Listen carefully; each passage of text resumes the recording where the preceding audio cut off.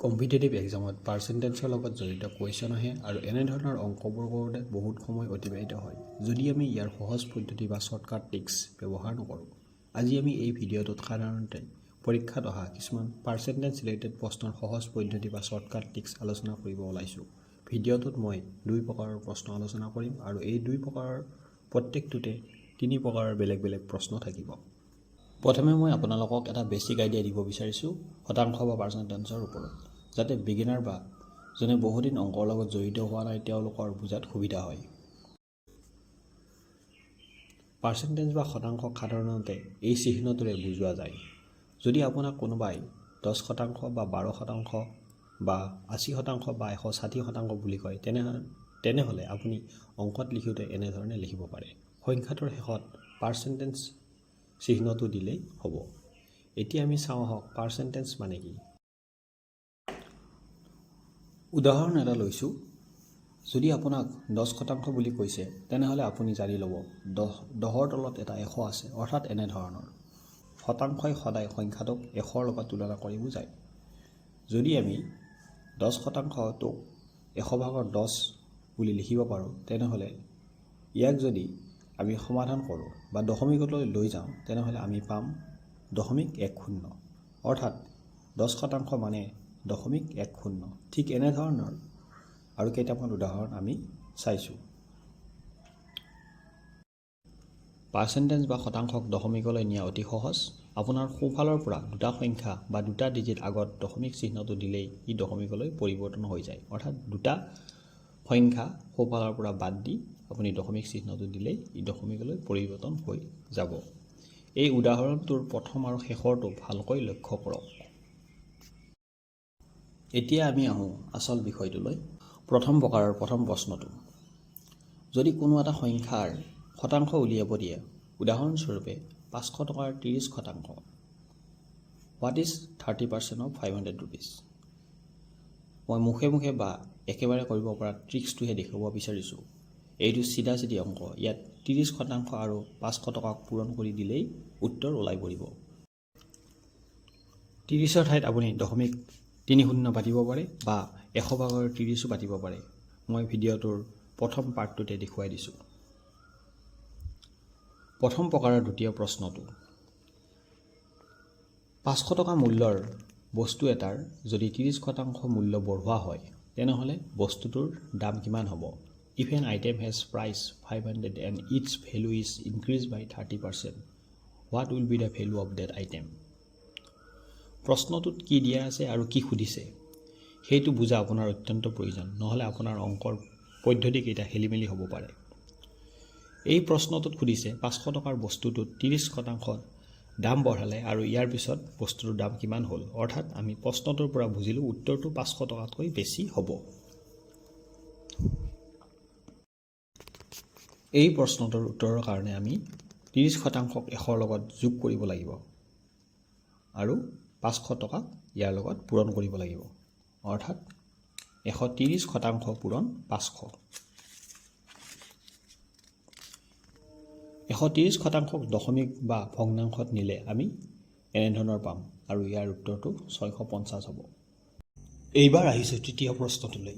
500 টকাৰ বস্তুটোৰ যদি 30% ৰেহাই মূল্য হয় তেনেহ'লে বস্তুটোৰ দাম কিমান হ'ব? If an item has 30% discount and its original price is 500, what will be the price of that item after discount? প্ৰশ্নটোত কি কৈছে আমি প্ৰথমে বুজি ল'ব লাগিব। এই প্ৰশ্নটোত এটা বস্তুৰ দাম 500 টকা বুলি কৈছে আৰু এই বস্তুটোত 30% ডিছকাউণ্ট আছে বুলি কৈছে আৰু আমাক সুধিছে ডিছকাউণ্ট দিয়াৰ পিছত বস্তুটোৰ দাম কিমান হ'ব। আমি সাধাৰণতে জানো বস্তু এটাত ডিছকাউণ্ট থাকিলে বস্তুটোৰ দাম আচল দামতকৈ কমে, গতিকে আমি বুজিলোঁ এই প্ৰশ্নটোৰ উত্তৰ 500 টকাতকৈ কম হ'ব। এনেকুৱা প্ৰশ্নবোৰৰ উত্তৰ কৰিবৰ কাৰণে আমি সদায় যিটো শতাংশ ভেলু বা শতাংশৰ মান দিয়া আছে পাৰ্চেণ্টেজত, সেই শতাংশৰ মানটোক 100ৰ পৰা বিয়োগ কৰিব লাগিব।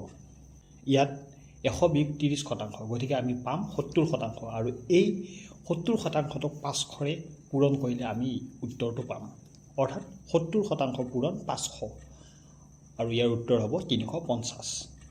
70% ঠাইত 0.07 বা 100/7 পাতিব পাৰে। এতিয়ালৈকে আমি তিনিটা প্ৰশ্ন আলোচনা কৰিলোঁ। এই তিনিটা প্ৰশ্নক মই এখন চিত্ৰৰ দ্বাৰা আপোনালোকক বুজাব বিচাৰিছোঁ যাতে আপোনালোকৰ মনত ৰখা সুবিধা হয়। আচল ট্ৰিক্সটো মই ইয়াতহে ক'ব বিচাৰিছোঁ। ওপৰত সোধা গোটেইকেইটা প্ৰশ্ন উত্তৰ এই চিত্ৰখনৰ পৰাই উলিয়াই ল'ব পাৰিব। ছবিখন ভালকৈ লক্ষ্য কৰক। ইতিমধ্যে আলোচনা কৰা গোটেইকেইটা প্ৰশ্ন মই ইয়াত উল্লেখ কৰিছোঁ। প্ৰথম প্ৰশ্নটো আমাৰ এনেধৰণৰ আছিল, 500 টকাৰ 30% কিমান? What is 30% of 500 rupees?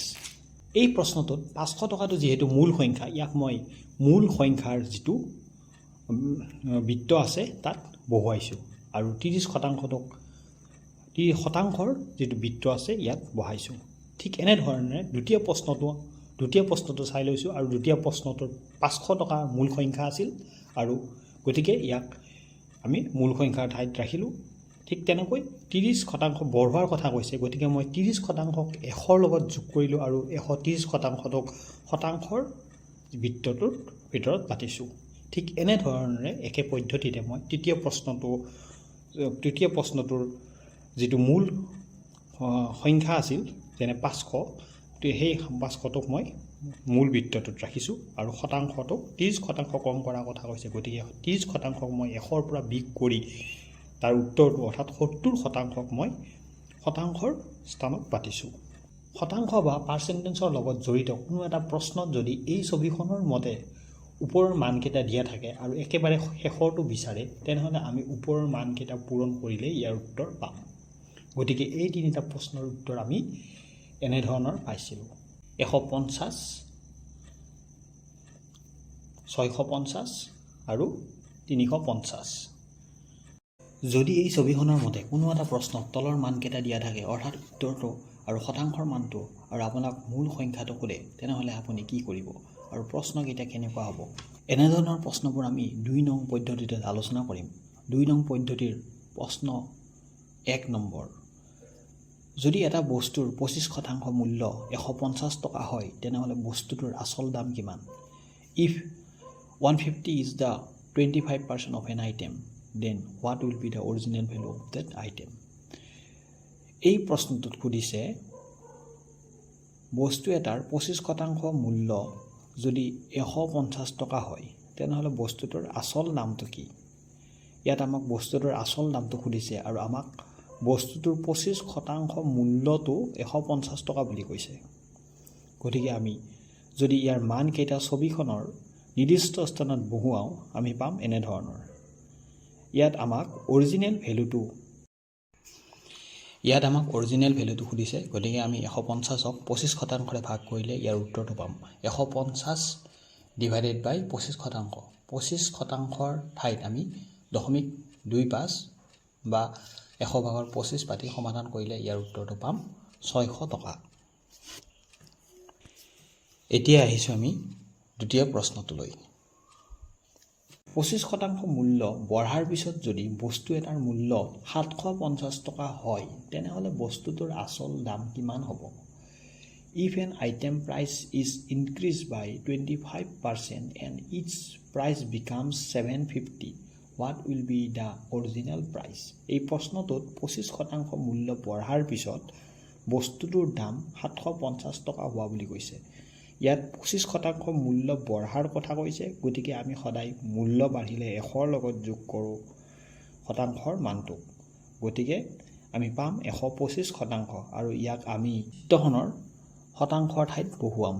ঠিক তেনেকৈ 750টোক আমি চিত্ৰখনৰ নিৰ্দিষ্ট স্থানত বহুৱালোঁ। এতিয়া ছবিখনৰ মতে যিহেতু আমাক ওপৰৰ মানটো লাগে অৰ্থাৎ অৰিজিনেল ভেলুটো লাগে, গতিকে আমি 750ক 125%ৰে ভাগ কৰিলে এই প্ৰশ্নটোৰ উত্তৰ পাম। ইয়াত 750 ডিভাইডেড বাই 125%।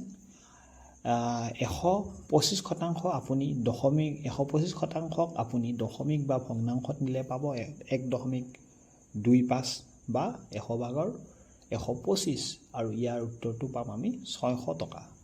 ঠিক এনেকৈ যদি আমি তৃতীয় প্ৰশ্নটো চাওঁ, প্ৰশ্নটো এনেধৰণৰ হ'ব, যদি এটা বস্তুৰ দাম 25% কমাৰ পিছত মূল্য হয় 450 টকা, তেনেহ'লে বস্তুটোৰ আচল দাম কিমান হ'ব? If an item price becomes 450 rupees after 25% discount, what will be the original price of that item? এই প্ৰশ্নটো যিহেতু বস্তুটোৰ দাম 25% কমাৰ পিছত 450 টকা হোৱা বুলি কৈছে, গতিকে আমি জানো দাম কমিলে বা মূল্য কমিলে শতাংশৰ মানটোক 100ৰ পৰা বিয়োগ কৰিব লাগে। গতিকে ইয়াত 100 বিয়োগ 25% অৰ্থাৎ 75% আৰু 75%ক যদি আমি ছবিখনৰ মতে শতাংশৰ স্থানত বহাওঁ আৰু 450ক নিৰ্দিষ্ট স্থানত বহাওঁ, আমি পাম এনেধৰণৰ। এতিয়া যিহেতু আমাক অৰিজিনেল ভেলু বা আচল মানটো লাগে বা মূল মানটো লাগে, গতিকে আমি 450ক 75%ৰে ভাগ কৰিলে ইয়াৰ উত্তৰ পাম। 75%ক আমি দশমিক বা ভগ্নাংশলৈ নিব লাগিব আৰু পাম আমি 0.75 বা 100/75 আৰু ইয়াৰ উত্তৰটো পাম আমি 600 টকা। গতিকে এই তিনিটা প্ৰশ্নৰ পৰা আমি বুজিলোঁ, যদি কোনো এটা প্ৰশ্নত এই ছবিখনৰ মতে তলৰ মানকেইটা দিয়া থাকে আৰু আপোনাক অৰিজিনেল ভেলু বা মূল মানটো সোধে, আপুনি একেবাৰে তলৰ মানটোক শতাংশৰে ভাগ কৰিলে অৰিজিনেল মানটো বা অৰিজিনেল ভেলু বা মূল মানটো পাব। মনত ৰাখিব, এই ছবিখনৰ মতে একেবাৰে তলৰ মানটো পাবলৈ আমি শতাংশক পূৰণ কৰিব লাগে আৰু একেবাৰে ওপৰৰ মানটো পাবলৈ শতাংশৰে হৰণ কৰিব লাগে। চেনেলটো ছাবস্ক্ৰাইব কৰি ৰাখিব, কিয়নো নেক্সট ভিডিঅ'টোত মই আৰু কেইটামান শতাংশৰ লগত জড়িত প্ৰশ্ন লৈ আহিম, যিবোৰ আপুনি এই ছবিখন চাই সমাধান কৰিব পাৰিব।